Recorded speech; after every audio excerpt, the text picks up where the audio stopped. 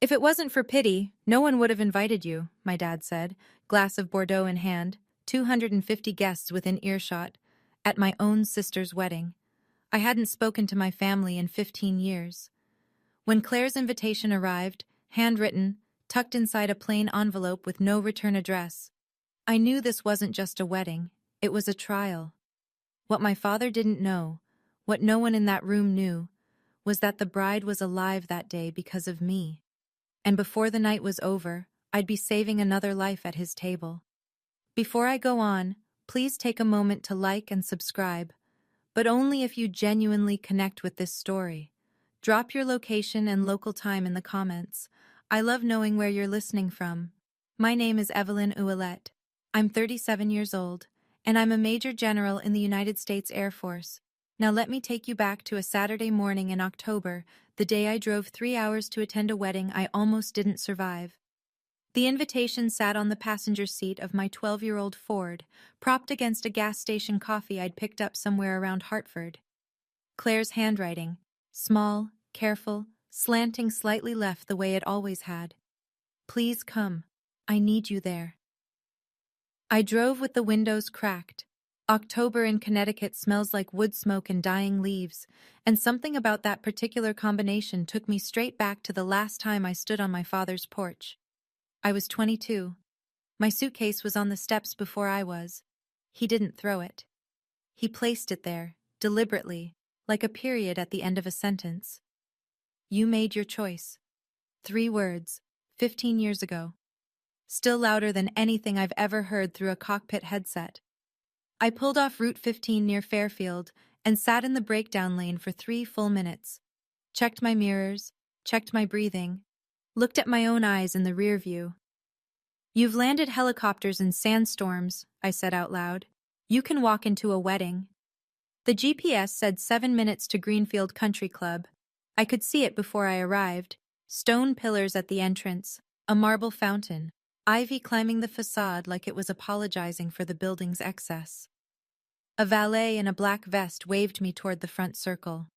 I shook my head and parked in the overflow lot, 300 yards from the entrance, between a caterer's van and a gardener's truck. I didn't come to prove anything. I came because my sister asked. The welcome board stood inside the lobby on a gilded easel. A framed photo collage, white matting, silver script. The Ouellette family, established 1988. Every member was there. My father, his wife, Claire, various cousins, everyone except me. The year they'd chosen, 1988, was the year I was born.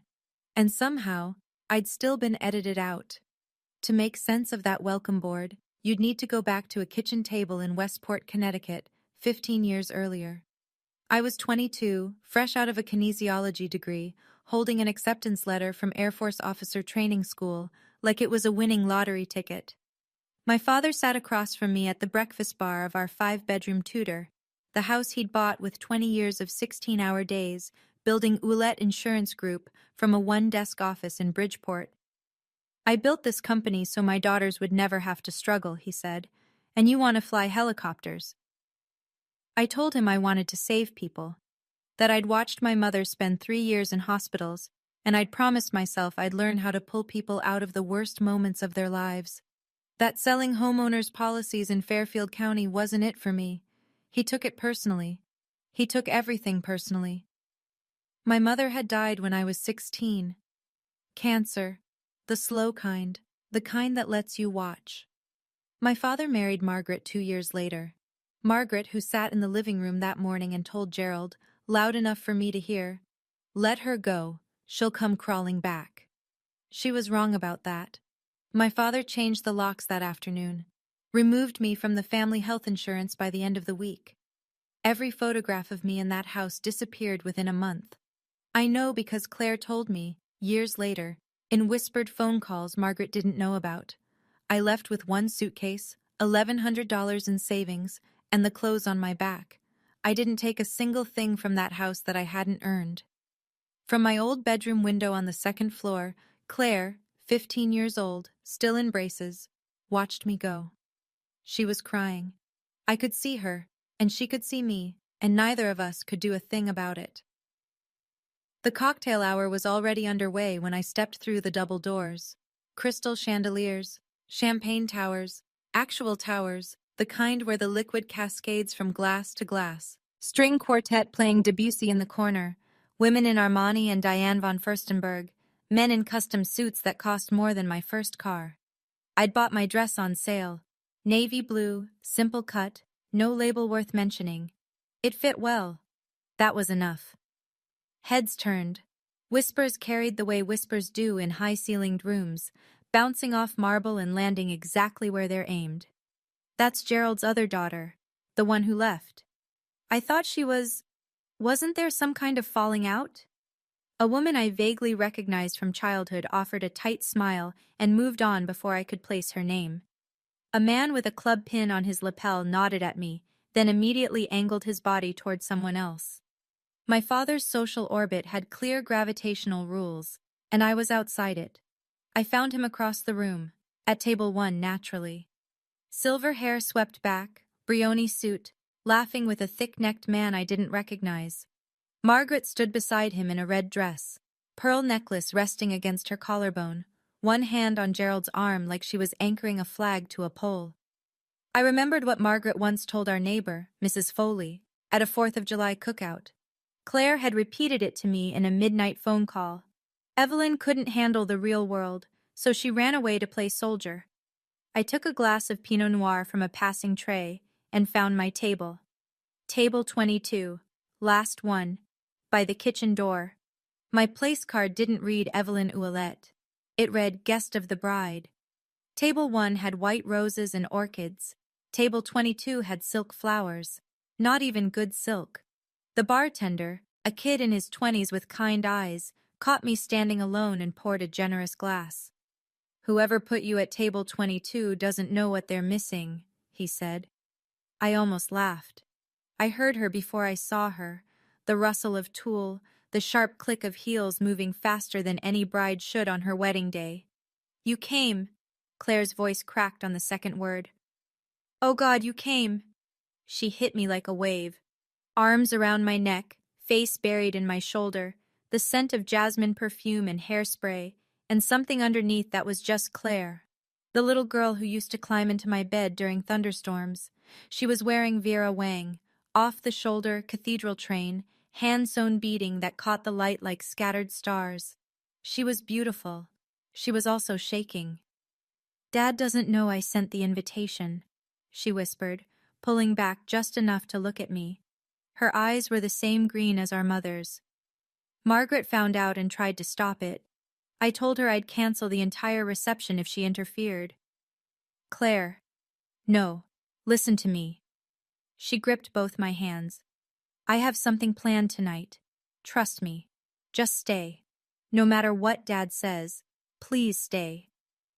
I searched her face for an explanation, but she gave me none. There was something behind her eyes. Not anxiety exactly. Something closer to resolve. David appeared beside her. The groom, tall, steady-looking, with the kind of quiet confidence that doesn't need a loud room. He extended his hand. "Claire told me everything," he said. "It's an honor, Evelyn." Everything. The word snagged on something in my chest. What exactly had Claire told him? She squeezed my hands one last time. "You're the reason I'm standing here today, Ev. And tonight, everyone will know."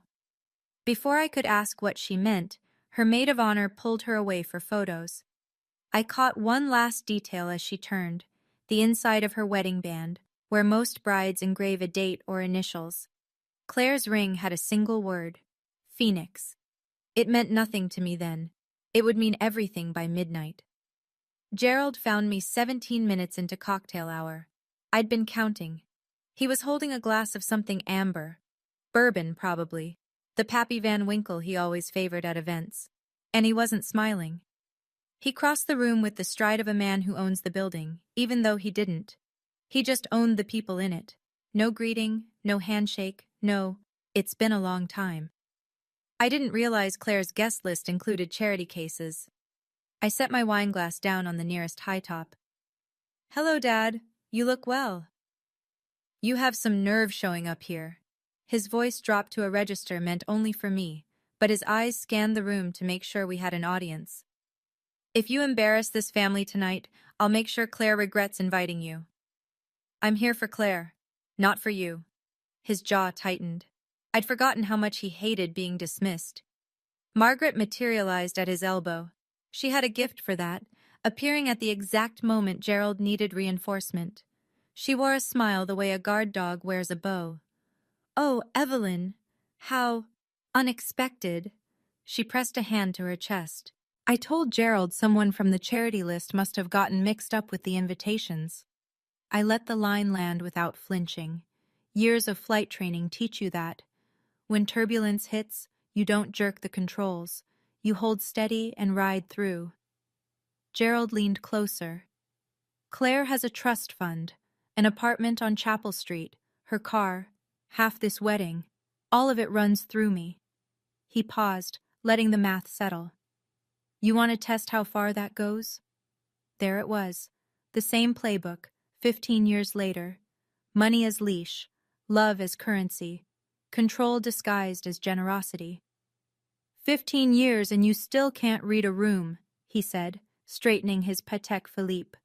"Some people just don't belong." He walked away. Margaret followed, heels clicking like punctuation.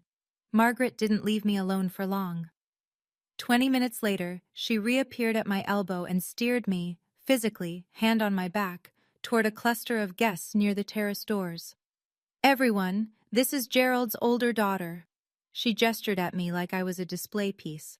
"She left the family years ago to, well, what is it you do again, dear? Something with planes?" "I'm in the Air Force." "Right." Margaret tilted her head with practiced sympathy. She always had trouble settling down. Some people need structure, you know? The group, 2 couples, country club polished, uncomfortable, offered thin smiles. Nobody spoke. In my father's social circle, contradicting his wife was like contradicting him, and nobody contradicted Gerald Ouellette at his own daughter's wedding. Margaret pressed on. She had a talent for asking questions that were actually statements. "And is there a husband, children, or is it still just you and the uniform?" "Just me and the uniform." I smiled. Let her have the line. It wasn't worth the fight. In the military, we call this hostile territory. The difference is, in hostile territory, at least they're honest about wanting you gone. One of the women, Patricia, slim, silver earrings, standing slightly behind a heavy-set man in a Tom Ford suit, glanced at my wrist. Her eyes lingered on my watch. It was a Marathon GSR, olive drab, built for search and rescue operations, water-resistant to 300 meters. It was worth about $400, which made it the cheapest timepiece in the room by a factor of 50. Patricia looked at the watch, then at me, then back at the watch. Something registered behind her eyes, a question she didn't ask. I filed that away.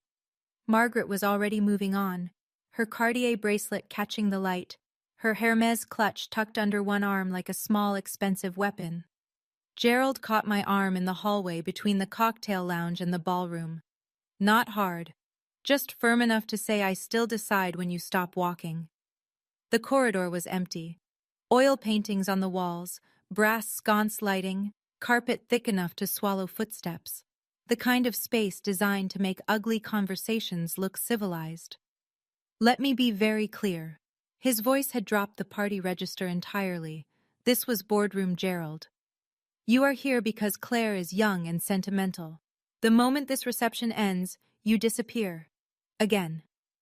Claire is 30. She makes her own decisions. Claire's decisions are funded by my money. Her apartment, her car, half this wedding, mine. He held up a finger. You want to test how far that goes? I looked at him. Really looked. Same posture, same controlled expression, same absolute certainty that he was right about everything, always. The man hadn't changed in 15 years. He'd just gotten more expensive. And then he crossed a line that no amount of Brioni wool could disguise. Your mother, your real mother, would be ashamed of what you've become. The hallway went very quiet. My mother died when I was 16.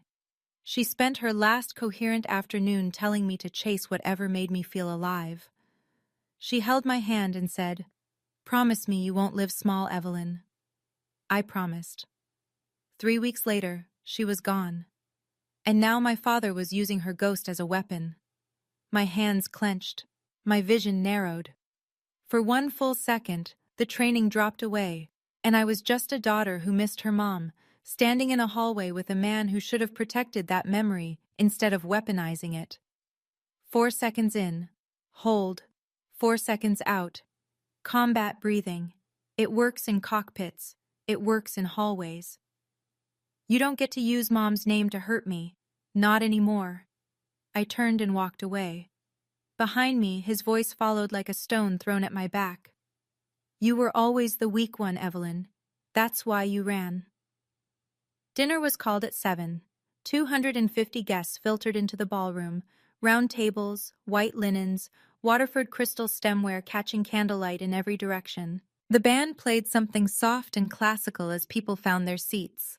I found table 22, kitchen door at my back, silk flowers in front of me. 4 strangers already seated who offered the kind of polite smiles that said they'd heard Gerald's version of events. My father stood at the head table. He lifted his glass, Bordeaux, dark as a bruise, and tapped it with a fork. The room fell silent. Claire has always been my pride, he began. His voice carried the warmth of a man who'd practiced sincerity until it was indistinguishable from the real thing. She understood that family means loyalty. She understood that when you're given everything, you don't throw it away to chase some fantasy. He paused just long enough for the subtext to settle. A few guests glanced toward my corner of the room. Some quickly looked away. Others didn't bother being subtle. I raised my daughters to know their worth. Another pause. And Claire always knew hers. 250 people. And my father had just told every single one of them I was the daughter who didn't make it. I held my wine glass steady, took a sip, smiled at no one in particular. At table 1, Claire's knuckles were white around David's hand under the tablecloth. I could see her face from across the room, jaw set, eyes bright with something that looked like barely contained fury. She caught my gaze across the ballroom and gave the smallest nod. Wait, that nod said. I know what he just did, and it's almost time. I didn't know what she meant, but I stayed. So there I was. Table 22, plastic flowers, my father's speech still ringing in my ears. If you've ever sat at a dinner table where every word was a weapon disguised as a compliment, you know exactly what I'm talking about. My father had 250 people believing I was the family failure. But here's the thing about being underestimated. People stop watching what you're capable of. And what happened next? Nobody saw it coming. If this story is hitting close to home, hit subscribe, because we're just getting to the part that changed everything. Dinner was half finished when Margaret brought reinforcements. She crossed the ballroom with the thick-necked man I'd seen earlier. Richard Hale, I'd learn. Gerald's business partner, Margaret's older brother. The kind of man who measured his own importance by the square footage of his boat. Richard, this is Evelyn. Margaret's hand rested on his arm. Gerald's daughter who chose the military over the family business. Richard looked at me the way you'd look at a minor traffic accident. Briefly interesting, ultimately someone else's problem. Scotch in one hand, the other tucked in the pocket of his Tom Ford suit. A Rolex day-date caught the candlelight at his wrist. Military, huh? He took a sip. Good for you. Someone has to do it. I just prefer people who can actually build something, not just follow orders. The other guests at table 22 developed a sudden fascination with their entrees. Richard wasn't finished. What do they pay you anyway? 80, 90 a year? He swirled his scotch. I spend that on my boat. The pay is decent, I said. The work is rewarding. Margaret's smile sharpened. Rewarding? You mean like a participation trophy? They laughed together, Margaret and Richard, a choreographed performance that had Gerald's fingerprints all over it. This wasn't spontaneous cruelty, it was a campaign. They were reinforcing the story my father had been telling for 15 years. Evelyn is the one who couldn't cut it. Evelyn is the cautionary tale. I looked down at my watch. The Marathon GSR. $400. Built for rescue operations in conditions that would kill a Rolex in 12 minutes. Richard caught me looking. "Nice watch," he said. "Very practical." "No offense, sweetheart, but the real world doesn't run on salutes," he added, leaning back. "It runs on balance sheets." I took a sip of wine and said nothing. Some battles aren't worth fighting. Not yet. Gerald arrived at table 22 as if on cue. The three of them now stood around my chair like a tribunal. Gerald on my left, Margaret behind me, Richard across the table, leaning forward on his elbows. "I see you've met my business partner." Gerald clapped Richard's shoulder. "Richard, Evelyn here thinks flying helicopters is a career." "Hey," Richard shrugged. "At least she's not asking for money, right?" They laughed. I didn't. Patricia, Richard's wife, the woman who'd studied my watch during cocktails, sat 2 seats away. She frowned, a crease forming between her brows. She opened her mouth as if to say something, then pressed her lips together and looked down at her plate. Gerald pulled a chair beside mine and sat. His cologne was overpowering, something expensive and suffocating. He dropped his voice low enough to seem confidential, loud enough for the table to hear every word. "You see all these people, Evelyn? Every one of them knows you're the daughter who abandoned her family, and you showing up doesn't change that." He straightened a cufflink. "It just proves you're still looking for something you'll never get." I held his gaze. "And what's that?" "My approval." The table went silent. Even Richard stopped drinking. My father wasn't wrong. Not entirely. There was a 22-year-old girl still living somewhere inside my chest who wanted exactly that. Her father's hand on her shoulder, his voice saying, "I'm proud of you, Evelyn." She'd been waiting 15 years. She'd keep waiting. In rescue operations, the most dangerous moment isn't the storm. It's the second you let the storm decide for you. I set my wine glass down, looked my father in the eye, and said nothing. He waited for tears, for a raised voice, for the scene he could use to justify everything. I gave him silence. Silence unsettled Gerald more than any argument ever could. He couldn't let silence win. Gerald stood, pushed his chair back, and his voice climbed just enough, just past the boundary of private and into the range of 3 or 4 surrounding tables. "If it wasn't for pity, no one would have invited you." The clink of silverware stopped. Conversations at nearby tables died mid-sentence. A waiter carrying a bread basket froze 3 steps from the kitchen door. At table 19, a woman put her hand over her mouth. At table 20, an older man in wire-frame glasses looked at Gerald and slowly shook his head. Margaret, standing behind me, didn't intervene. She touched Gerald's arm, the gesture of a woman who wanted to appear concerned while making sure the performance went on. Richard shifted his weight. "Gerald, come on," he murmured. But he didn't defend me. He just looked at his shoes. I lifted my wine glass, took a sip, and smiled. 15 years ago, those words would have broken me. I would have cried, grabbed my coat, driven home blinded by tears, and spent the next decade trying to convince myself it didn't matter. 15 years ago, I was 22 and terrified and alone. I wasn't 22 anymore. "Funny thing about pity," I said, just loud enough for our table. "The people who give it usually need it the most." Gerald stared at me. He'd expected tears. He'd expected surrender. My calm unnerved him more than anger would have. His mouth opened, closed, opened again. For the first time in 15 years, my father had nothing to say. I held his gaze, sipped my wine, let the moment land. From across the ballroom, I saw Claire rise from the head table. She leaned into David's ear. He nodded. She smoothed her dress, squared her shoulders, and began walking toward the stage, toward the microphone.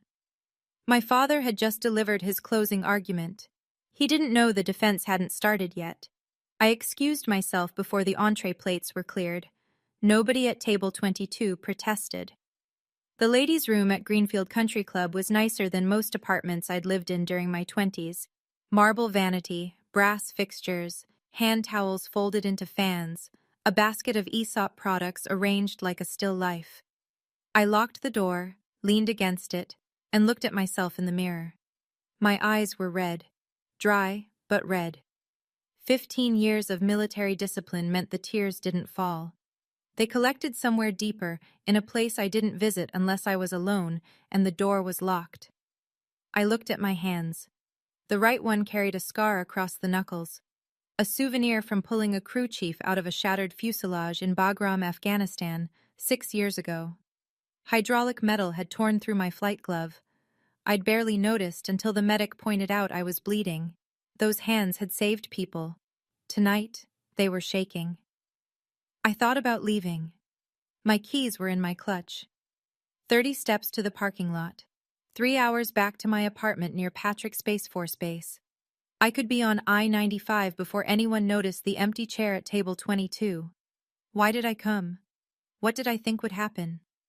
That he'd see me, 15 years older, and say I'm sorry? I thought about my officer training school graduation. I'd scanned the crowd 4 times, certain my father would be in the back row, that the anger had passed, that he'd show up the way fathers do. The seat stayed empty. Afterward, my drill instructor pinned the gold bar on my shoulder and said, "Your family's lost, Lieutenant. I've pulled soldiers from burning aircraft. I've landed in zero visibility. But my father's voice in a banquet hall, that's the turbulence I've never trained for." My phone buzzed against the marble countertop. A text from Colonel Diane Webb, my commanding officer, my mentor, the woman who taught me to fly night missions over the Hindu Kush when I was 26 and still flinching at every shadow. "Heard you're at that wedding. Remember who you are, General. We're proud of you." I read it twice. Diane Webb had been a captain when I was a lieutenant. She'd written every recommendation letter that moved me from cockpit to command. She'd called me at 2 a.m. after my first combat rescue and said, "You did good, Willette. Now get some sleep. You've earned it." She didn't know my father. She knew what mattered. That I showed up, that I flew, that when someone was drowning or burning or bleeding, I was the one in the helicopter. I looked at the mirror again. Same eyes, same scar on my knuckles, same woman. 4 seconds in, hold 4. 4 seconds out. Box breathing. The same technique I used at 12,000 feet when the instruments went dark. My father measured success in square footage and a Patek Philippe. My success was measured in lives saved. 237 of them, at last count. I straightened my hair, adjusted the neckline of my dress, washed the redness from my eyes with cold water. I am not the girl he kicked out 15 years ago. I am Major General Evelyn Ouellette, and I don't leave missions unfinished. I opened the door and walked back toward the ballroom. Not because my father might apologize. He wouldn't. Not because the evening might improve. It probably wouldn't. Because Claire asked me to stay. And in 15 years of service, I've never once abandoned someone who asked for my help. Gerald noticed my return. I could tell by the small, satisfied twitch at the corner of his mouth, the expression of a man who believed he'd won. He whispered something to Margaret. She covered her smile with her wineglass. I imagined the narrative forming in real time. "See?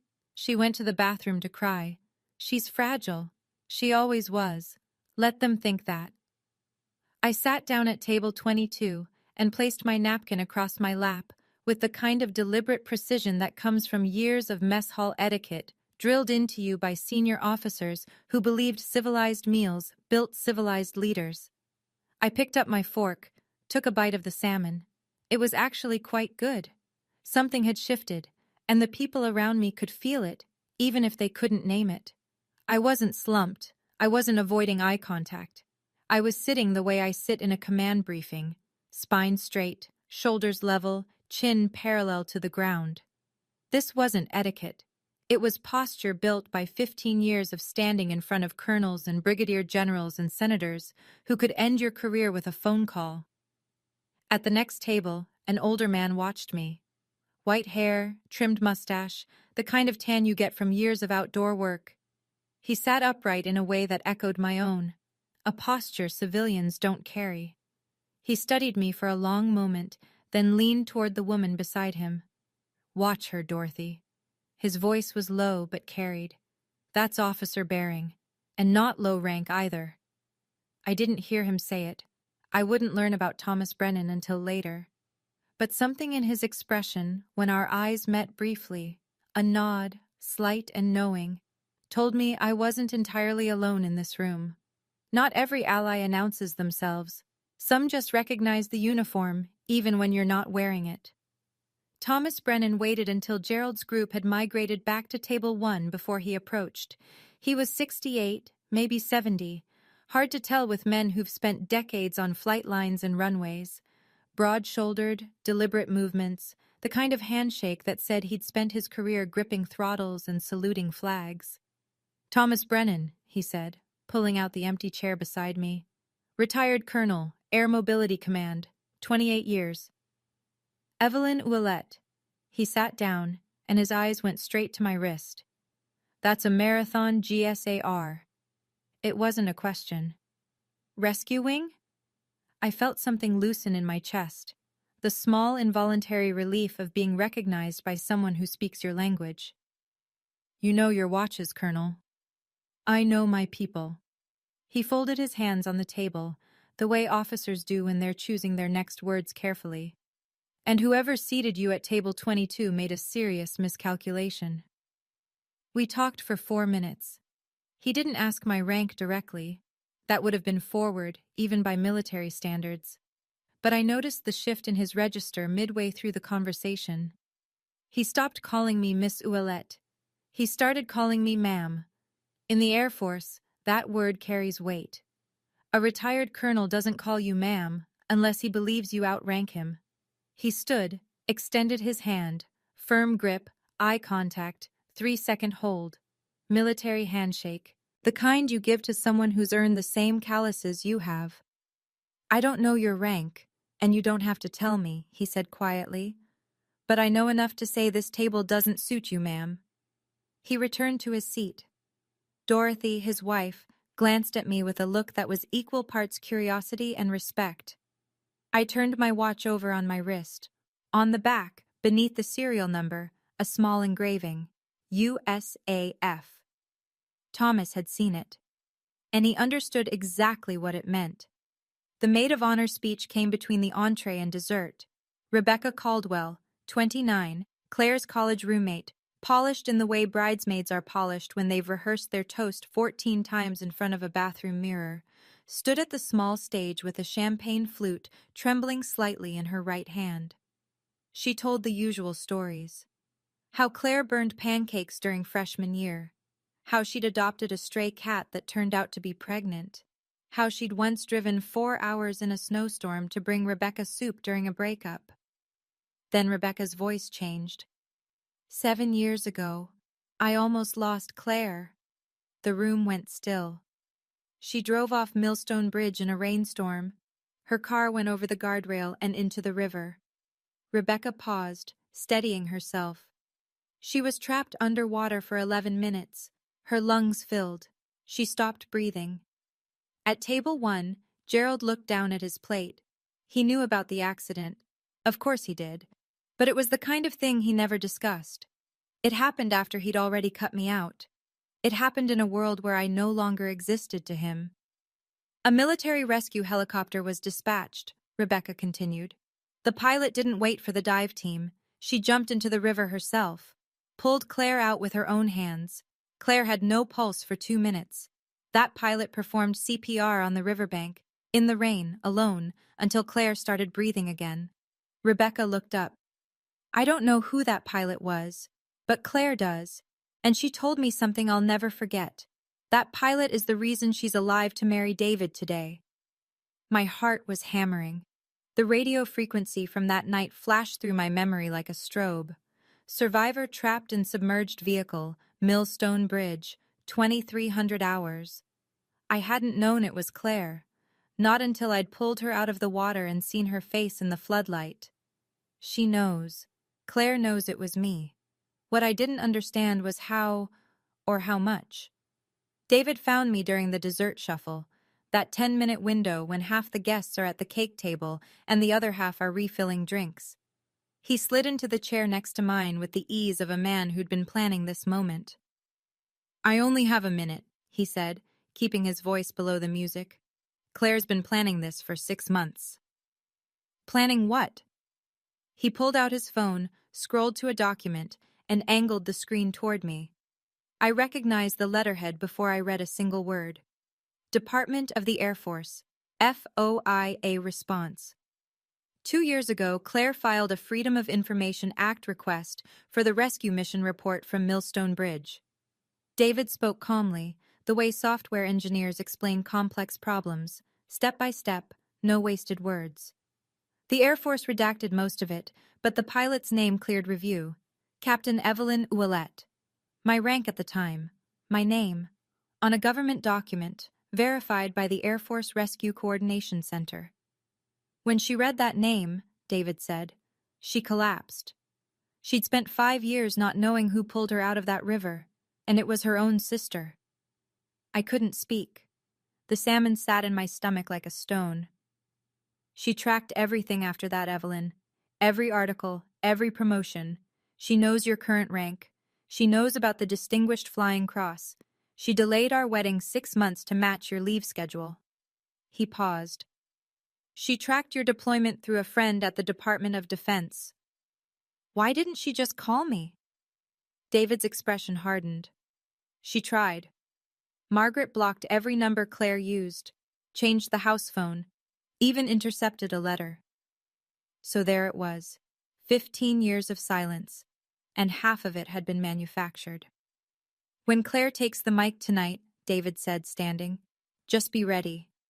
He squeezed my shoulder, brief, warm, respectful, and walked back toward the head table.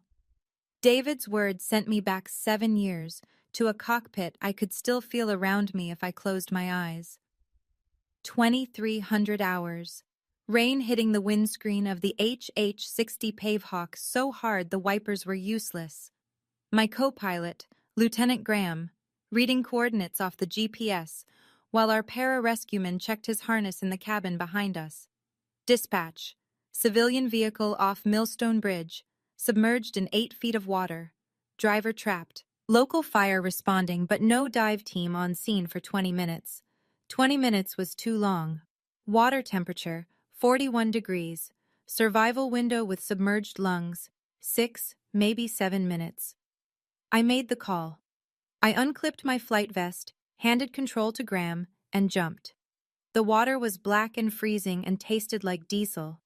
I found the car by feel, passenger window shattered, current pushing debris against the frame. I reached inside, found a shoulder, an arm, a seatbelt, jammed. I pulled my rescue knife and cut the strap. I dragged the body to the surface and kicked toward the bank, laid her on the mud, tilted her head back, checked for breathing. Nothing. Checked for pulse. Nothing. I started compressions. 30 pushes, 2 breaths. 30 pushes, 2 breaths. The rain was in my eyes. My hands were numb. I counted out loud, because counting kept me focused, and focused kept her alive. On the 3rd cycle, the floodlight from the helicopter swept across us, and I saw her face for the first time. Claire. I didn't freeze. Training doesn't let you freeze. But something inside me cracked. A fissure that ran from my sternum to my spine, and I have never fully repaired it. She coughed at 2 minutes and 14 seconds. The most beautiful sound I'd ever heard. I saved 237 people in my career. Claire was number 112. The only one I cried for. I never told anyone. I filed my report. Captain Evelyn Ouellette, mission number 4471-RC, and flew the next morning. That's the job. You don't use rescues as leverage. You don't trade saved lives for family reconciliation. You just fly. She was number 112, and for 7 years I never told a soul. I kept flying, kept pulling strangers from wreckage, kept pretending that one rescue didn't rearrange something fundamental inside me. If you've ever done something extraordinary for someone who never knew, or someone who did know but couldn't say thank you, drop silent hero in the comments. Now, back to that country club, because Claire had the microphone, and she was about to blow the roof off my father's carefully constructed lie. The band stopped playing at 9:15. Claire stood on the small stage at the front of the ballroom, spotlight angling down on her Vera Wang like she'd been placed there by a cinematographer. The microphone trembled slightly in her hand, the only sign that the woman up there was terrified. "Before we cut the cake," she said, "I need to do something I should have done years ago." Gerald, at table 1, straightened his tie and leaned back with the satisfied posture of a man expecting tribute. Margaret put a hand on his arm and beamed. Their daughter, thanking her father in front of 250 guests. The natural order of things. "Most brides thank their parents for raising them," Claire continued. Her voice was steadier now, finding its footing.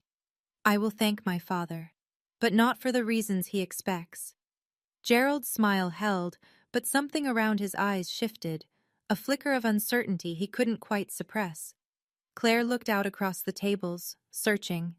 Her gaze swept past the champagne towers, past the centerpieces, past the clusters of guests with their coffee cups and cake forks, until she found me. Table 22, kitchen door at my back, silk flowers in front of me. "I want to honor someone who made this day possible," she said, eyes locked on mine. "Someone in this room who most of you don't know. Someone my family tried to erase." A murmur rippled through the ballroom. Gerald's jaw tightened. Margaret's hand tightened on his arm. "Daddy, you taught me loyalty," Claire said, still looking at me. "But you taught my sister something more important. You taught her that some people are worth saving, even when they don't save you back." Her voice broke on the last word. "I need to tell you about the night I almost died." The ballroom was so quiet I could hear the kitchen staff stop washing dishes behind me. 7 years ago, Claire said, I drove off Millstone Bridge in a rainstorm. My car sank in the Connecticut River. I was trapped underwater for 11 minutes. My lungs filled with water. I stopped breathing. She wasn't reading from notes. She knew every word by heart. A helicopter came, a military rescue helicopter, and the pilot, she didn't wait for the dive team. Claire's voice cracked, steadied, pressed on. She jumped into the river herself, into 41-degree water in the dark. She pulled me out with her own hands. At table 1, Gerald stared at his daughter. His face had gone very still, the expression of a man watching a building collapse in slow motion. I had no pulse for 2 minutes, Claire said. She performed CPR on the riverbank, in the rain, alone. She saved my life. 250 people held their breath. For 5 years, I didn't know who she was. The Air Force wouldn't release the pilot's name. Operational security. Claire reached behind the podium and produced a craft paper envelope. She held it up so the room could see the letterhead. Department of the Air Force. Freedom of Information Act response. 2 years ago, I filed a FOIA request, and I got this letter. She opened the envelope, held the document at arm's length so the official seal was visible even from the back tables. The pilot's name was Captain Evelyn Ouellette. She looked at me. My sister. The gasp moved through the room like a physical wave, table by table, breath by breath. A woman at table 8 covered her mouth. A man at table 14 gripped his wife's hand. Gerald stood perfectly still, mouth open, no sound coming out. Margaret's hand fell from his arm. My father kicked out the woman who saved my life, Claire said, and for 15 years, she never said a word about it. Claire wasn't finished. After the rescue, Evelyn kept serving. Her voice had found something beyond steadiness now, a resonance that filled the room the way certain truths do when they've been held too long. She kept flying. She kept saving people. She looked down at a printed page. I could see the USAF seal from across the room, the blue and white letterhead of an official biography. Major General Evelyn Ouellette. Claire read each word like it was a declaration of war against every lie our father had ever told. Commander, 920th Rescue Wing, Patrick Space Force Base, Florida. Recipient of the Distinguished Flying Cross, the Air Medal with 3 oak leaf clusters, and the Humanitarian Service Medal. She lowered the paper. 237 confirmed rescues. The number landed like a detonation. I heard someone whisper, 237? And the question echoed outward until it became a murmur, then a rumble. Claire turned to face me across the ballroom. She stood straight, straighter than I'd ever seen her stand. She lifted her right hand to her forehead. To Major General Evelyn Ouellette, the bravest person I know, and the best sister I could ever have. The salute was imperfect. Her fingers were slightly spread, her angle too steep. A civilian's attempt at something she'd only seen in movies. It didn't matter. It was the most precise gesture I'd ever witnessed. I stood, slowly. The chair scraped against the floor and 250 heads turned to table 22. Silence. Then Thomas Brennan pushed back his chair and rose. His salute was textbook, crisp, exact, 30 years of muscle memory in a single motion. His wife Dorothy stood beside him. A man at table 12, another veteran I'd later learn, stood next. Then another. Then another. The applause began with a single pair of hands and spread like a lit fuse across the room. People stood, one by one, then in clusters, until the entire ballroom was on its feet. I've received medals from generals. I've been saluted by colonels. Nothing in my career has ever meant more than my little sister, in her wedding dress, saluting me from a stage. Gerald stood in the middle of the standing ovation like a man caught in a riptide. His face had gone the color of old chalk. 250 people, his friends, his business partners, his neighbors, his church congregation, had just learned that he'd disowned a major general, a war hero, the woman who'd pulled his own daughter from a river. Margaret tried first. She leaned toward the nearest guest and offered a shaky smile. Gerald always supported Evelyn in his own way. Nobody turned to look at her. Nobody cared. Richard Hale stood at the edge of the room with his scotch suspended halfway to his mouth. The word military welfare hung in the air like a stain he couldn't wipe clean. He'd said it 40 minutes ago. It might as well have been branded on his forehead. The social physics of the room had inverted in 90 seconds. The people who'd avoided me during cocktail hour were now stepping toward my table. The people who'd whispered behind Gerald's protective orbit were now whispering about him. Gerald tried to regain control. He half stood, cleared his throat. Claire, this is hardly the place. The applause drowned him out. He wasn't accustomed to being drowned out. Thomas Brennan walked to my table, extended his hand, and gripped mine with both of his. It's an honor, General. Then he turned to my father, still standing, still chalk-white, still holding a glass of Bordeaux he'd forgotten he was holding. Sir, I served 28 years in the United States Air Force. I've met 5 major generals in my career. Thomas's voice carried the quiet authority of a man who'd spent 3 decades giving orders. Your daughter is the youngest woman to hold that rank in Air Force rescue. He paused. And you put her at table 22. Gerald's survival instinct kicked in, the same instinct that had built a regional insurance company from a one-desk office. When the ground shifts, you deny the earthquake. Major General? He forced a laugh that convinced no one. Please. She probably inflated her resume. She was always good at exaggerating. David had been waiting for exactly that. He walked to the side of the stage, opened a laptop he'd placed there earlier in the evening, before the ceremony, before the cocktails, before Gerald had even arrived, and connected it to the venue's projector. The screen behind the cake table filled with light. U.S. Air Force official biography, the USAF seal in the upper left, and a photograph, me, in full dress uniform, 2 stars on each shoulder, standing in front of an HH-60 Pave Hawk with the 920th Rescue Wing insignia painted on the tail. David read from the screen with the calm precision of a man who'd rehearsed this 6 times.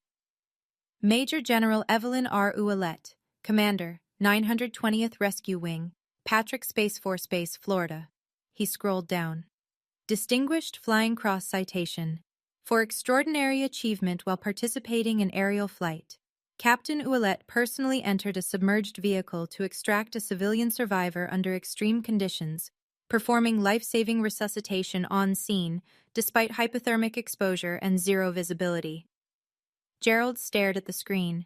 His own daughter's face, my face, 20 feet tall, 2 stars shining under ballroom lights. Margaret touched his arm.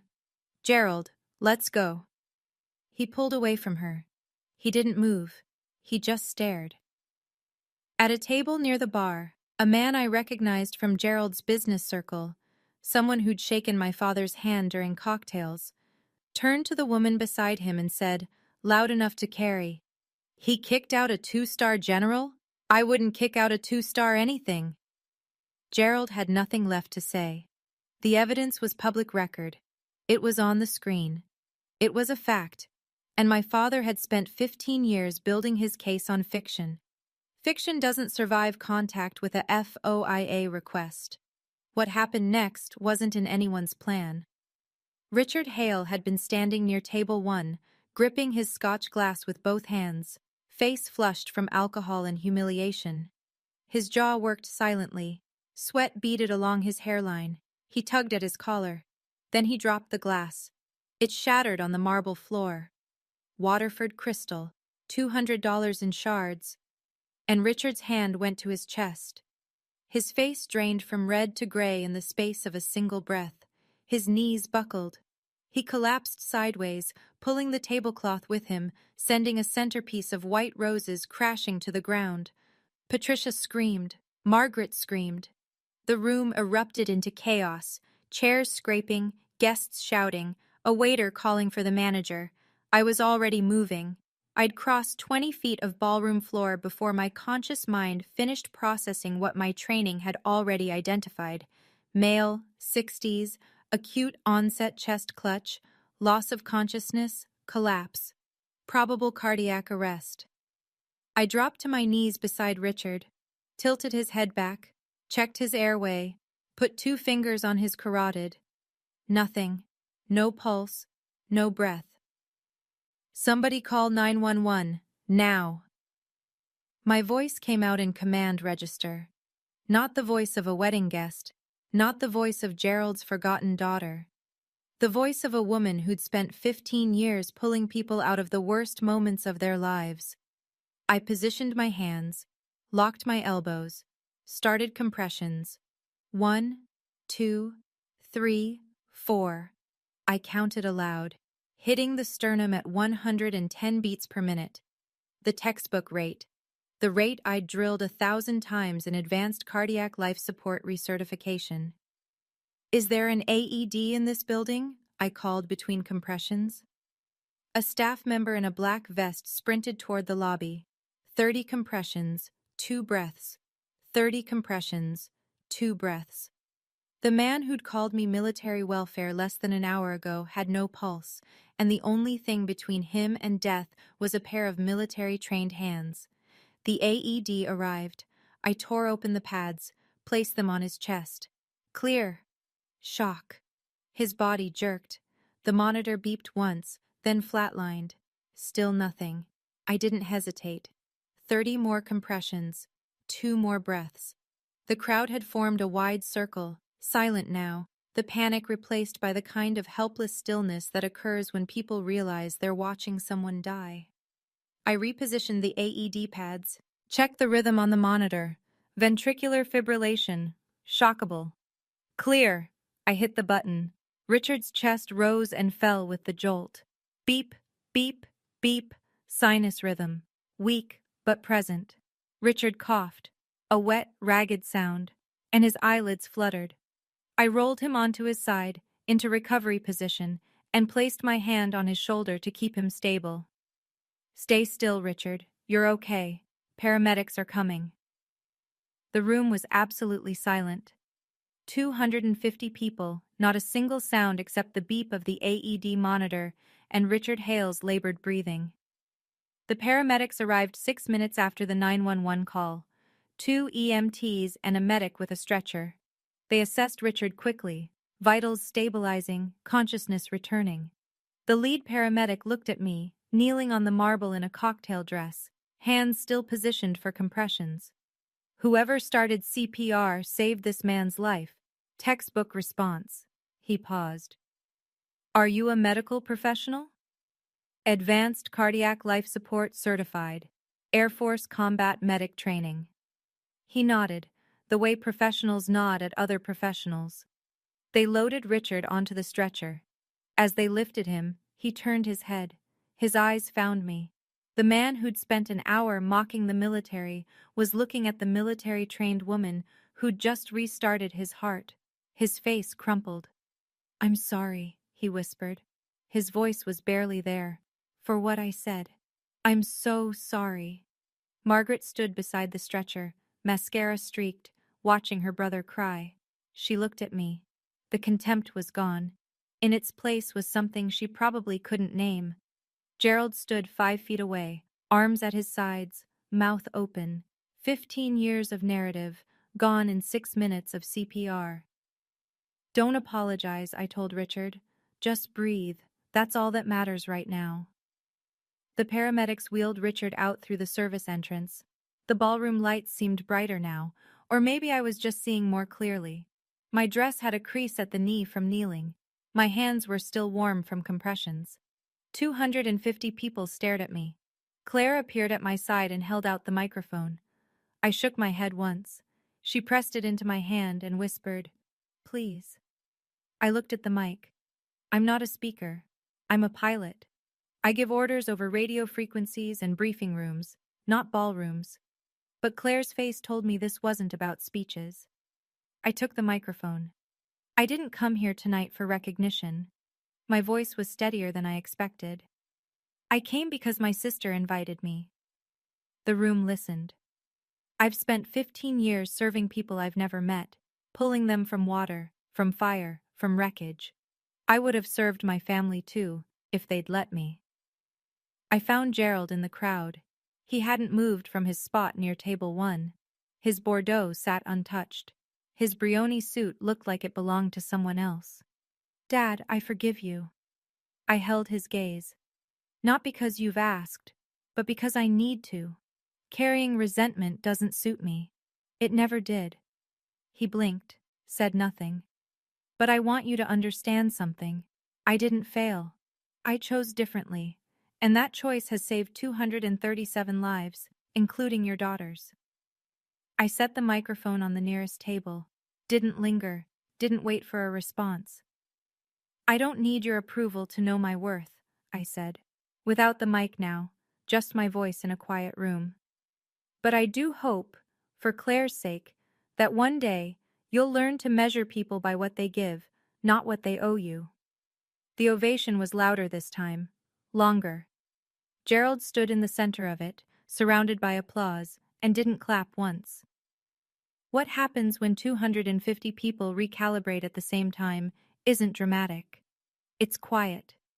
It's a shift in foot traffic, the direction people drift when they're choosing who to talk to. They drifted toward table 22. A woman from the country club set pressed my hand and said she'd had no idea.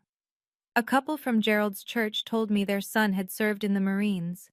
A teenager with braces asked if I'd really flown helicopters in sandstorms, and for the first time all night, I laughed. Thomas Brennan introduced me to a man named Hamilton Reed, silver-haired, firm handshake, the kind of calm that comes from running large organizations. He was chairman of the Veterans Charitable Foundation, a nonprofit based in Hartford. General, we've been looking for an honorary chair for our annual gala, Hamilton said. Someone with operational experience and, frankly, the kind of integrity this room just witnessed. Would you consider it? I'd be honored. Thank you. Across the room, Gerald stood in the corner that used to be his stage. His business associates, the men who'd laughed at his jokes during cocktails, who'd nodded along during his toast, now kept a careful distance. One of them, a man in wireframe glasses I'd seen at table 20, pulled Gerald aside. I couldn't hear the words, but I saw Gerald's face. Whatever was said, it wasn't congratulations. Margaret sat alone at the head table, makeup ruined, staring at the tablecloth. The narrative she'd spent a decade constructing, Evelyn the failure, Evelyn the runaway, Evelyn who plays soldier, had dissolved in 30 minutes. Patricia Hale found me near the bar. Her eyes were red. "Thank you for saving my husband." She gripped my hand with both of hers. "And I'm sorry for all of it." For the first time all evening, Gerald Ouellette was seated at the metaphorical table 22. And nobody was coming to keep him company. The evening wound down the way wedding receptions do, slowly, then all at once. Guests trickled toward the valet stand. The band played one last slow song. Caterers began clearing tables. I stepped onto the terrace. The October air hit my face like cold water, clean, sharp, smelling of fallen leaves and the last of someone's cigar smoke. Connecticut in autumn, the season that feels like an ending and a beginning at the same time. I heard him before I saw him. Gerald stepped through the terrace doors alone. No Margaret on his arm, no Richard at his flank, no audience. Just a 64-year-old man in a suit that suddenly seemed too large for him. He stood beside me at the stone railing, looking out at the dark lawn. Neither of us spoke for a long time. The fountain gurgled below us. A car door slammed in the parking lot. I was wrong. 3 words. 20 seconds of silence before them. He said them the way men like my father say things they've never said before. Quietly, stiffly, as if each syllable cost him something he'd been hoarding for years. "I know," I said. He gripped the railing. His knuckles went white. "Your mother, your real mother. She would have been proud." His voice broke on proud, not theatrically, just a hairline fracture in the register, the sound of a foundation shifting after too many years of pressure. "She would have been proud of both of us, Dad, if we'd given her the chance." He was quiet again. The fountain filled the silence. "Can we start over?" I looked at him, really looked. The silver hair, the lines around his mouth, the Patek Philippe that suddenly looked like just a watch. "I'm not sure we can start over, but we can start from here, with honesty." He nodded. He didn't reach for me, and I didn't reach for him. We weren't there yet. Maybe we'd never be.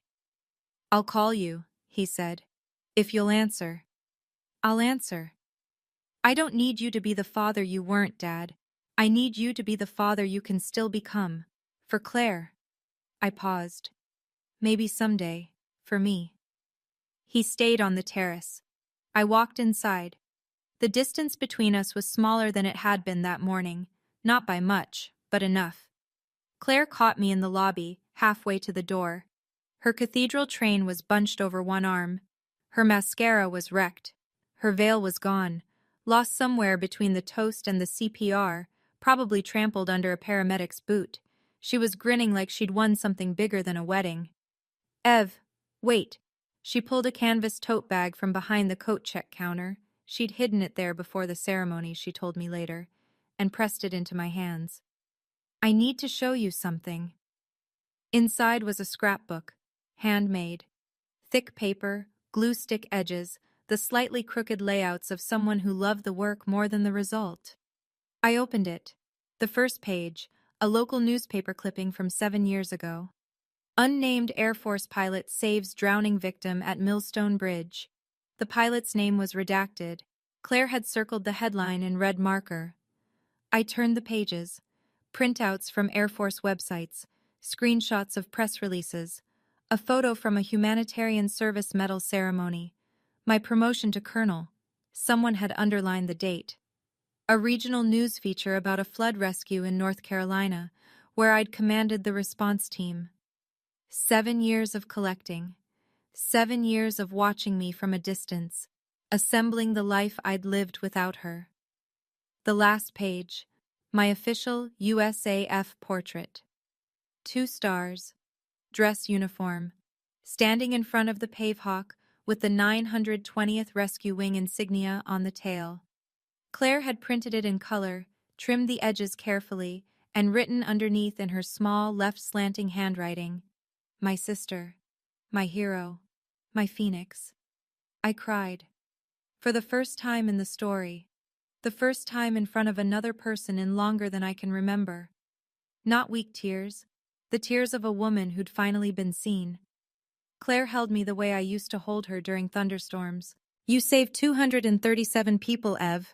Her voice was muffled against my shoulder. But tonight, let someone save you for once. I pulled back and looked at her ring. The engraving I'd noticed earlier. Phoenix. My call sign. The word the Air Force gave me because I kept flying into fires and coming back.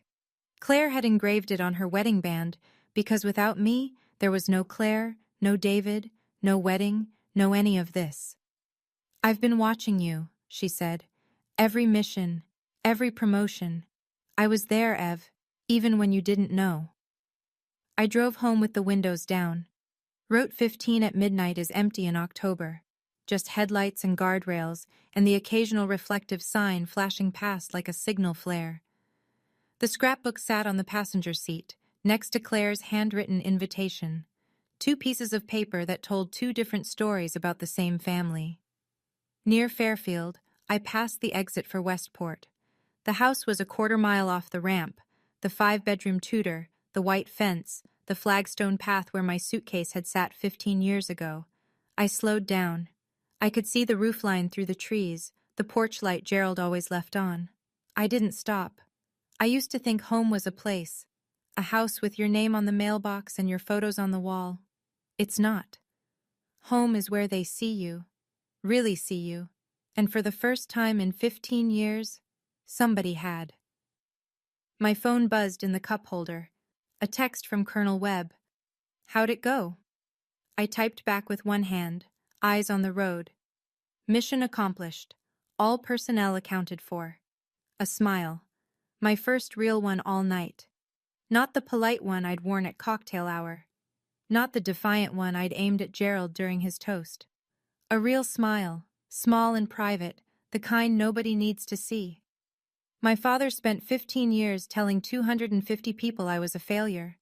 Tonight, 250 people watched me save a man's life on a dance floor. The truth doesn't need a microphone, it just needs time. I turned on the radio. Something country, something gentle, something about going home. The Ford hummed along the highway. The Connecticut dark closed around me like a curtain, soft and final. I didn't look back.